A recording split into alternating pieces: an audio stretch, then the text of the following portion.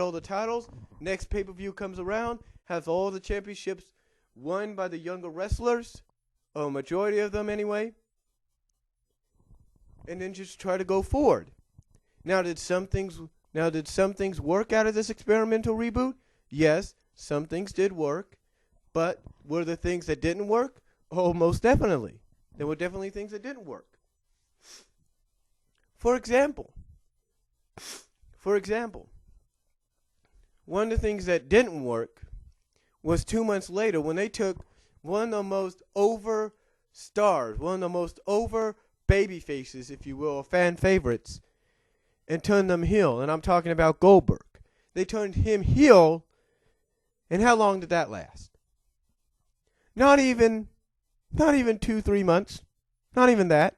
Not even 2.5. Not even a month and a half or something like that. I mean, he basically went from June all the way up to, he went from basically the later half of June all the way to basically the later half of August, and that was it. And all of a sudden, after he walks out, legitimately walks out on a match, or during a match, at the New Blood Rising pay-per-view, what's he do? He comes back, he's a babyface. Yeah, that worked. That worked.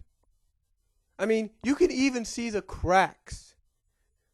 You can even see some of the failures and cracks that were already developing in this experimental reboot that WCW was doing. Now, like I said, some things did succeed, some things didn't. Now, like I said, some of the cracks and failure, some of the cracks that were already being busted open or already cracking open in this experimental reboot that showed you that it wasn't really working, some of them could be traced back to certain weekly programs. In fact, there's a battle royal on an edition of Thunder that I recorded, and this was like an unpredicted, or I guess it was an unpredicted, I don't know, battle royal, almost street fight like battle royal, where almost at the last second, Ric Flair comes out and says, "Okay, we'll fight you guys right then and there, right now," but the winner becomes number one contender to the WCW Championship. Okay, there's the first crack right there.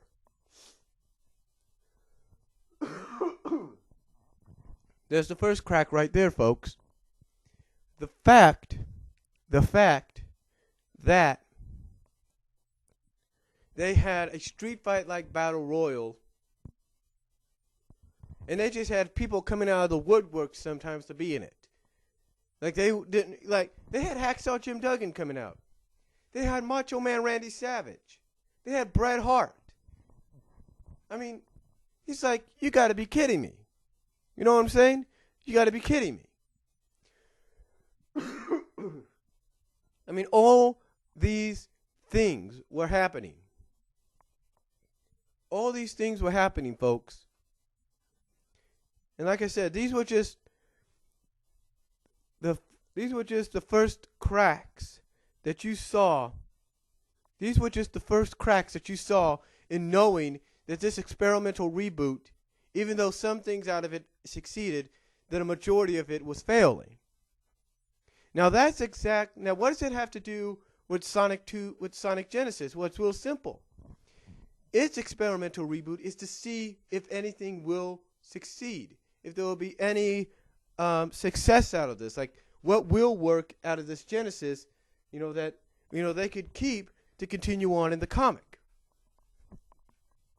And that's what Ian Flynn means by seeing who comes back and how is all part of the surprise. Like, it's basically his way of saying, okay, who worked in the comic? Who do we keep? What worked? What don't we keep? You see, that's all part of what's known as experimental reboot. And that's why when you take a look at that Newsarama article and interview, they say at the end that Ian Flynn hints at the fact that what happens in Genesis will not totally alter the current storyline. I mean, basically Genesis is, and I've said this before, folks, is nothing more than kind of like a break in the continuity. All right? Now some people say that, well, why are all these quotations coming out? Like I said earlier, why is Eggman having all these quotations? What does this got to do with Genesis?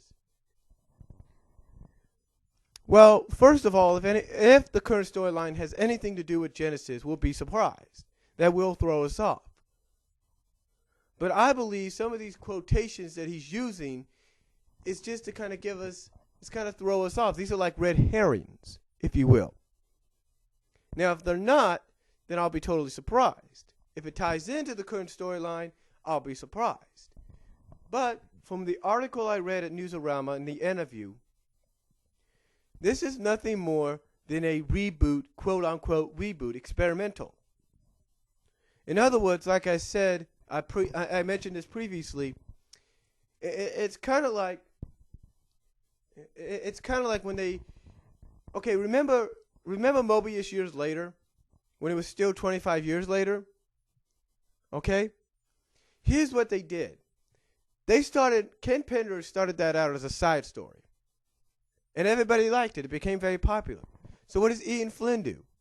Ian Flynn, even though he has his differences about it, decides he's going to continue it on because it's popular. Fans want to see more of it. And what's he do? He decides to continue it on for two issues. Well, basically about 2 issues, he continues it on. He basically takes a break in the middle of the continuity, or in the current continuity, in the current storyline, to focus 2 issues on Mobius years later. That's what he does. So that's basically what Sonic Genesis is. It's basically it's a break in the continuity. It's sort of an experimental reboot. Now, somebody did mention on one of the forums that it was similar to something that Knuckles did when he was Chaos Knuckles. In other words, the Green Knuckles. But they said, think about that, but 4 issues. Because basically, if you read the Newsarama article, folks, Ian Flynn basically says that after Genesis, they pick right up where they left off in 225 and 230.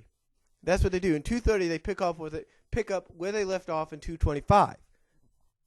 Because like I said, what it is, folks, what 225 is, folks, to me, is a cliffhanger issue. That's what it is. So for the summer, while you're reading Genesis, while you're reading Sonic Genesis, you'll always, even though you'll probably enjoy the story, you'll be wondering for those 4 months, if you will, what happened? That's what you'll be wondering. That's right, folks. For those 4 issues, you'll be wondering from June, July, August, and September up till October, you'll be wondering what happened. That's what you'll be wondering. You'll be wondering what's going on, what happened, is this character all right? Because when Ian says a character's life hangs in the balance, that's basically clues to saying, hey, you're going to just have to wait for another 4 months, wait throughout the summer, or wait until the summer ends, and then we get into the fall to find out what happens. That's basically what an experimental reboot is. I mean, we've seen this before in all sorts of media, too. In television, they've had this happen. They've had cliffhanger season finales on television to where you have to wait until the following year, or till 4 or 5 months later to find out what's going on. I'll give you a good example. Alf. Remember the series Alf? Well, the series finale, he was supposed to go home. He was going to be rescued, but he gets captured, right? He was supposed to go home, supposed to be rescued and taken home by survivors of his destroyed planet. But what happens is before Alf can do that, he gets captured by the military. Now, for 6 years, nobody knew no one knew exactly what happened for 6 years. And what happened? 1996, they bring a TV movie out called Project Elf, where they answer the questions. They conclude the cliffhanger. They give answers to certain things. That's basically what this is. But believe me, it's not going to take 6 years for us to find out what happens at 2:30. Believe me. But what I'm saying is that's exactly what the whole premise, the whole reasoning Genesis is being made. See, this summer is basically the official anniversary of Sonic as a franchise. That's what it is. That's why Ian Flynn and Archie Comics is taking time out to focus 4 issues of the comic on the anniversary. It's not because they want to reboot it. It's basically like it's like I mentioned earlier. It's like a what if story. It's like, what if this happened? Or what if this is how they met? That's basically what it is. It's experimental what if reboot. That's what it is. Think of it that way, folks. It's an experimental what if reboot. That's all it is. That's all it is, folks. I mean, if you want other examples, there are other reboot examples out there that succeeded and then failed. For example, WWE, when Vince McMahon brought ECW back as a brand in 2006, at first it looked like it was going to succeed, but then all of a sudden you started to see the cracks that it was going to fail you. It was going to fail as a brand. You started to see the cracks. That's right, folks. You started to see the cracks. They were tiny at first, and then they grew, and then they grew, and then they grew. And I think the biggest crack came, and I hate to say this, the biggest crack came at WrestleMania 24. That was when the biggest crack took place. That was the biggest indication that this brand wasn't going to last much longer. When they had the ECW champion, Chavo Guerrero, lose in 8 seconds to Kane at WrestleMania. But that wasn't the biggest. But that big crack was nothing compared to when Mark Henry became champion. When Mark Henry became ECW champion, the biggest crack and indicator that this brand was going to slowly die was when they replaced the replica of one of the original ECW championship belts, the one that was known in the later years of the original company, and they replaced it with a platinum title, a platinum ECW title. And that was it. And you knew those was the biggest cracks right there. And you knew that big crack, along with the 8-second loss Chavo had to Kane, those were 2 of the biggest cracks and indicators that this reboot was starting to fail. That it was starting to fail. I mean, if they had kept it the way they did when they first rebooted it, almost similar to the original ECW, there's no doubt to me it would have succeeded. But because you started to see the cracks later on down the line, you knew it was coming to an end. Now, again, that's exactly what an experimental reboot can be. It can be a success or it can be a failure.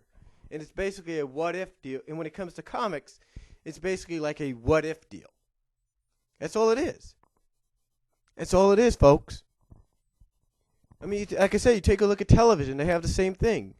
You know, Biker Mice from Mars, 2006. It was sort of a reboot, but it was like a sequel. It was a sequel/reboot to the original series. They continued on what the original series was, or left off, but they rebooted it to where the characters not only had new designs and everything, but they had new attitudes. They were grown up a little bit more. They were more mature at times. They had new positions, things like that. Teenage Mutant Ninja Turtles had a similar reboot. When they rebooted the cartoon series in 2003, made it more closer to the original format, to the